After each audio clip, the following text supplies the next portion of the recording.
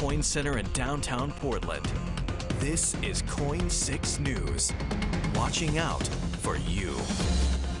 Police say a man they shot and killed was holding a woman hostage at knife point and making threats. He had an explosive device. You are watching KOIN 6 News at 11. I'm Emily Burris. Police say they confronted the man in a parking garage near the Safeway in the Pearl. It's at Northwest Lovejoy and 14th. Part of the Lovejoy building was blocked for hours while homicide detectives began their investigation. KOIN 6's Jennifer Dowling is live there tonight after talking with people in this busy part of the Northwest. Jen? Yeah, Emily, a lot of people were shopping in that Safeway when the call of a threat came in. Although nothing happened inside the store, police say that they had to evacuate the store along with the Lovejoy building where everything was happening due to the calls that came in, and then they had to confront that suspect.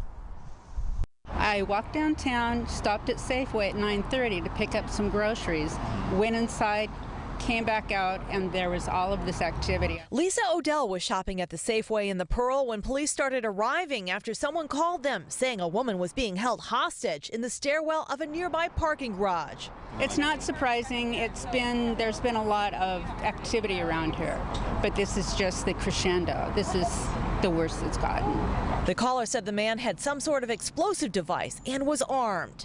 The caller reported that there was a man in the stairwell who was armed with a knife, said he had explosives and a hostage. The Lovejoy building, including the Safeway, was evacuated. Officers arrived and located a male adult in the stairwell and a female along with him.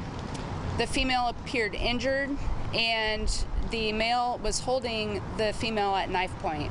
Lieutenant Tina Jones says officers tried to talk to him using a less lethal device to try to get him into custody. Then they opened fire, killing him. The female was injured and taken to a local hospital. She was injured prior to the officers arriving. We could see a woman outside the building with blood on her head after the incident. She was standing on the sidewalk, conscious and talking. She told police and EMTs that she did not want to go to the hospital by ambulance, saying, quote, "I'll do it on my own." I think we heard someone say that someone had a knife. That's about it. But we didn't see any victims or any. Tom Schmidt says his son lives in the area and he was here to visit him from California. This wasn't something good for the parents to see, if you know what I mean. We have an influx of a different population that has a lot of different challenges, so we have more activity than we had before. No explosives were ever found. That report was unfounded. Now, police say that the woman was injured and taken to a local hospital. We still don't know the relationship between the man and her, if they knew each other beforehand. And police tell us that the names of the two officers will be released as early as tomorrow. Back to you. All right, Jennifer, thanks. We will, of course, continue to cover this deadly officer-involved shooting as this